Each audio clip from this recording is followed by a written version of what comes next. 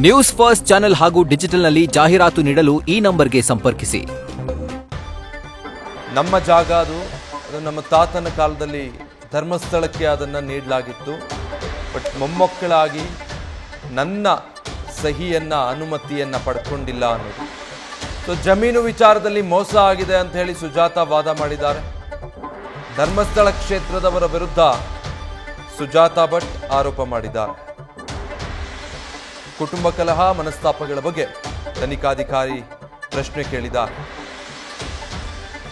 Details ಕೊಡ್ತಾರೆ Parikshit, live ನಲ್ಲಿ join ಆಗ್ತಾ ಇದ್ದಾರೆ. ಪರೀಕ್ಷಿತ್, ಅನನ್ಯ ಭಟ್ ಕೇಸ್ ಒಂದ್ ಕಡೆ ಅದೆಲ್ಲವೂ ಸುಳ್ಳು ಅನ್ನೋದು ಈಗ SIT ಅಧಿಕಾರಿಗಳಿಗೆ ಒಂದು ಹಂತಕ್ಕೆ ಅರಿವಿಗೆ ಬಂದಿರಬಹುದು. ಈ ಜಮೀನಿನ ವಿವಾದ ಅದೇ ಕಾರಣಕ್ಕೆ ಸೃಷ್ಟಿಸಲಾದ ಕತೆ ಅನನ್ಯ ಭಟ್ ಅನ್ನೋದು.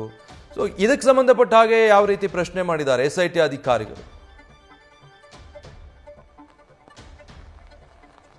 ಎಸ್ ವಿಜಯ್, ಈಗ ಆ ಪರೀಕದಲ್ಲಿರುವಂತಹ ಒಂದು ಜಾಗದ ವಿಚಾರದಲ್ಲಿ 3.5 ಎಕರೆ ಜಾಗ ಏನಿದೆ ಅದು ಈಗ ಧರ್ಮಸ್ಥಳಕ್ಕೆ ಅವರ ಅಜ್ಜ ಕೊಟ್ಟಿರುವಂಥದ್ದು. ಸಿಂಗಾರಮ್ಮ ಅವರ ಮೂಲ ದಾಖಲೆಯಲ್ಲಿ ಶ್ರೀ ಸಿಂಗಾರಮ್ಮ ಅವರಂತ ಹೆಸರಿದೆ. ಅದು ಈಗ ನಂತರದಲ್ಲಿ ಇವರ ಅಜ್ಜ ಅವರನ್ನ ಅಲ್ಲಿ ಏನು ದೇವಾಲಯಕ್ಕೆ ಒಂದು ಅರ್ಚಕರಾಗಿ ನೇಮಿಸಿ ಮಾಡಿದ್ರು. ನಂತರದಲ್ಲಿ ಅದು ಮಕ್ಕಳು ಹೀಗೆ ಫ್ಯಾಮಿಲಿ ಬೆಳೀತಾ ಹೋಯಿತು. ಈಗ ಅವರು ಕೊನೆಯ ನಂತರದಲ್ಲಿ ಅದನ್ನ ಧರ್ಮಸ್ಥಳಕ್ಕೆ ದಾನ ಮಾಡಿದ್ರು. ಯಾಕಂದ್ರೆ ಬಹಳಷ್ಟು ಇಲ್ಲಿ ಆಟೋ ಚಾಲನೆ ಮಾಡ್ತಾ ಇದ್ರು ಆ ಸಮಯದಲ್ಲಿ. ನಂತರದಲ್ಲಿ ಈ ಬಂದ ಮೇಲೆ ಕೊನೆಯ ಕಾಲದಲ್ಲಿ ಅವರು ಜಾಗವನ್ನು ನೋಡ್ಕೊಳ್ಳಿಕ್ಕೆ ಆಗುದಿಲ್ಲ ಅಂತ ಹೇಳಿ ಆ ಧರ್ಮಸ್ಥಳಕ್ಕೆ ಆ ಭಕ್ತಿಯ ಮೇಲೆ ಅವರು ದಾನವನ್ನ ಕೊಟ್ಟರು. ಈಗ ಮಕ್ಕಳಿಗೆ ಯಾರಿಗೂ ಈ ಸಮಸ್ಯೆ ಇಲ್ಲ, ಯಾಕಂದ್ರೆ ಅವರವರ ಪಾಲಿನ ಹಣ ಬಂದಿದೆ. ಈಗ ಸುಜಾತಾ ಭಟ್ ಏನಿದ್ದಾರೆ ಕೊನೆ ಕಾಲದಲ್ಲಿ ಬಂದು ಈಗ ನನ್ನ ಸಹಿ ಇಲ್ಲದೆ ಅದನ್ನು ಹೇಗೆ ಅವರಿಗೆ ಕೊಟ್ರಿ ಅನ್ನುವಂಥದ್ದು ಏನು ಅಧಿಕಾರವನ್ನ ಈಗ ಕೇಳ್ತಾ ಇದ್ದಾರೆ. ಆದ್ರೆ 2005ರವರೆಗೆ ಅವರು ಯಾವರೇ ಹೆಣ್ಣು ಮಕ್ಕಳಿಗೆ ಪಾಲನೆ ಕೇಳುವಂತ ಹಕ್ಕು ಆ ದಿನದಲ್ಲಿ ಇರಲಿಲ್ಲ. ಹಾಗಾಗಿ ಅದನ್ನ ಕೇಳುವಂತ ನೈತಿಕ ಹಕ್ಕು ಅವರಿಗೆ ಇಲ್ವೇ ಇಲ್ಲ ಅನ್ನುವಂಥದ್ದು ಹೇಳಿರುವಂಥದ್ದು. ಒಂದು ಕಡೆ ಇಡೀ ಕುಟುಂಬವೇ ಅವರನ್ನ ಹೊರಗಾಗಿ ಬಿಟ್ಟಿದೆ. ಯಾಕಂದ್ರೆ ಕುಟುಂಬವನ್ನ ತ್ಯಜಿಸಿ ಅವರು ಯೌವನದ ಕಾಲದಲ್ಲಿ ಹಾದಿ ತಪ್ಪಿದ್ರು. ಹಾಗಾಗಿ ಎಷ್ಟೇ ಕೇಳಿದ್ರು ಕೂಡ ಕೇಳಿಲ್ಲ, ಕೊನೆಗೆ ಮನೆ ಬಿಟ್ಟೆ ಓಡಿ ಹೋಗಿದ್ರು. ಈಗ ಬಂದು ಪಾಲನ ಕೇಳಿದ್ರೆ ಹೇಗೆ ಅನ್ನುವಂಥದ್ದು ಪ್ರಶ್ನೆ ಬರ್ತಾ ಇದೆ. ಈಗ 9 ಮಕ್ಕಳ ಕತೆ ಜೊತೆಗೆ ಇಡೀ ಫ್ಯಾಮಿಲಿಯ ಕಥೆಯನ್ನ ಕೇಳಿ SIT ಅವರೇ ಸುಸ್ತಾಗಿ ಹೋಗಿದ್ದಾರೆ. ಇದಕ್ಕೆ ಸೂಕ್ತ ದಾಖಲೆ ಕೊಡಿ ಅನ್ನುವಂಥದ್ದು ಎಷ್ಟು ಕೇಳಿದ್ರು ಕೂಡ ಅವರು ಕೇಳ್ತಾ ಇಲ್ಲ. ಕೊನೆಗೆ ಪ್ರಶ್ನೆಯನ್ನ ಕೇಳಿ ಕೊನೆಗೆ ಅವರು ಪೆಚ್ಚುಮುರಿ ಹಾಕಿ ಕೂತಿರುವಂತದ್ದು. ಒಂದು ಕಡೆ ಅವರು ಅನನ್ಯ ಭಟ್ ರಿಲೇಟೆಡ್ ಆದಂತ ಯಾವುದೇ ದಾಖಲೆಗಳು ಕೈಯಲ್ಲಿಲ್ಲ.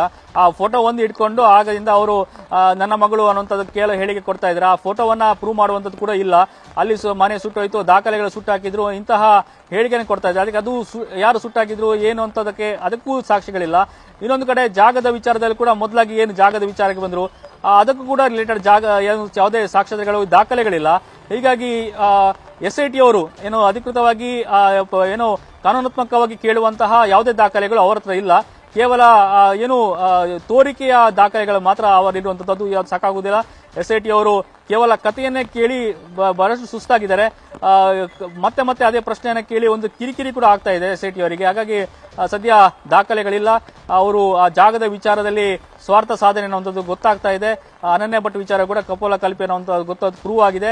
ಸದ್ಯ ಎಲ್ಲವೂ ವಿಚಾರವೂ ಈಗ ಅವರಿಗೆ ಸುತ್ತಕೊಳ್ತಾ ಇದೆ.